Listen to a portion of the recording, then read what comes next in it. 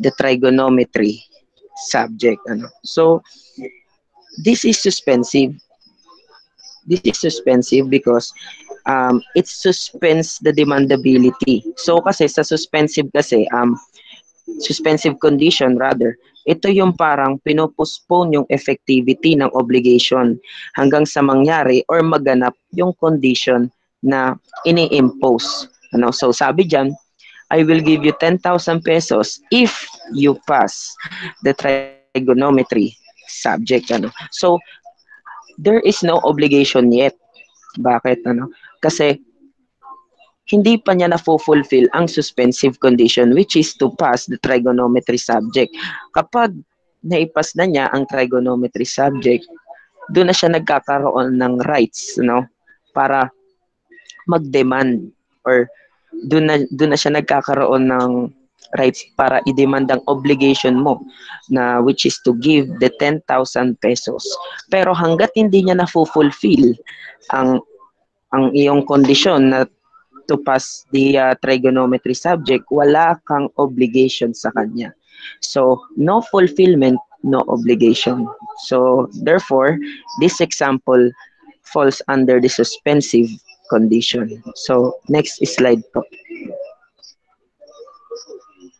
So, kanina, suspensive, ngayon naman, ito naman yung pangalawang principle which is the resolutory conditions. So, one of the fulfillment of which will give extinguish an obligation or right already existing. You know? So, next slide po. So, for resolutory naman, dito ang happening ng condition extinguishes the obligation and the obligation takes effect at once. Pero, it will terminate or mawawala siya kapag nangyari ang resolutory conditions. So, example natin is, I bound myself to shoulder my brother's tuition fee until he graduates. So, kung i-analyze natin ang situation, initially, effective na agad ang obligation ko sa kapatid ko, no, to shoulder his tuition fee.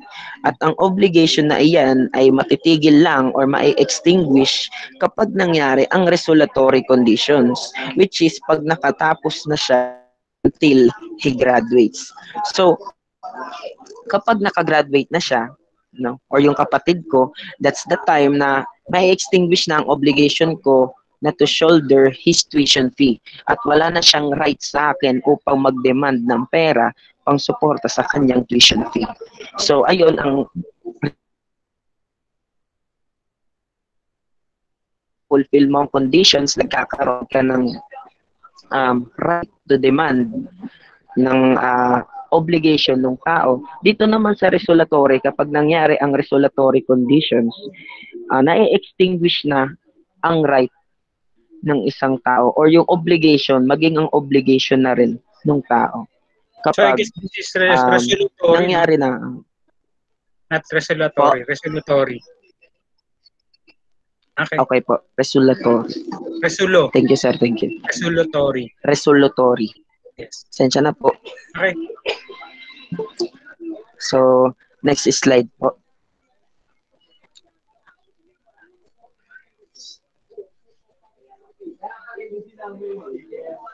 So, ngayon, Article 1180, so stated na when the debtor binds himself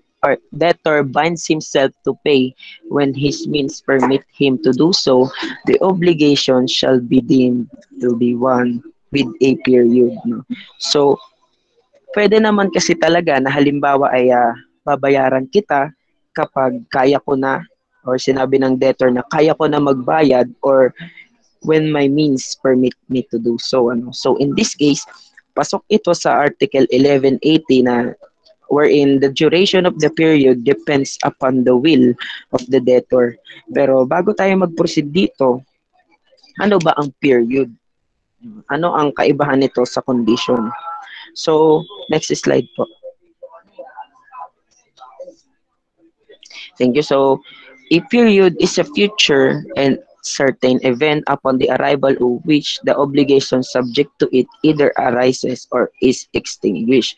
So, ang kaibahan nito is sa condition, ang period kasi is future and certain to happen.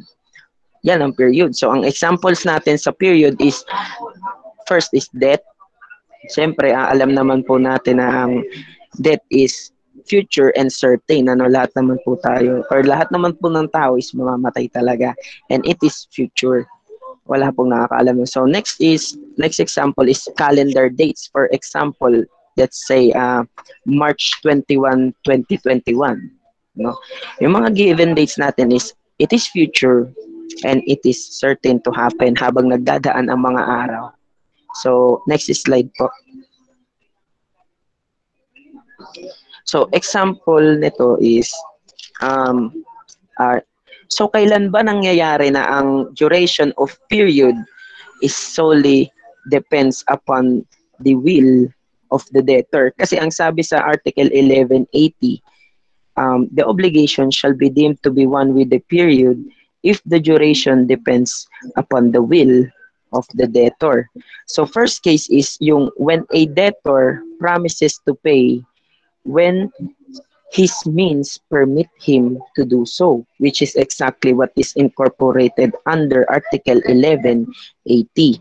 So, for example, pag sinabi ng debtor na magbabayad ako or ifulfill ko sa'yo kapag kaya ko na or when my means permit him to do so, so in that case, that obligation shall be deemed to be one with the period kasi nakalagay din dyan or ibig sabihin, sure na magbabayad. Ano? Pero yung duration lang or yung period is yung hindi mo alam kung kailan. So, kailangan magkaroon ng nakatakdang period para mas maging aware ang debtor kung kailan siya magbabayad at magkaroon kayo ng agreement patungkol sa period. So, next slide po. Next slide pa. Yan. So, Article 11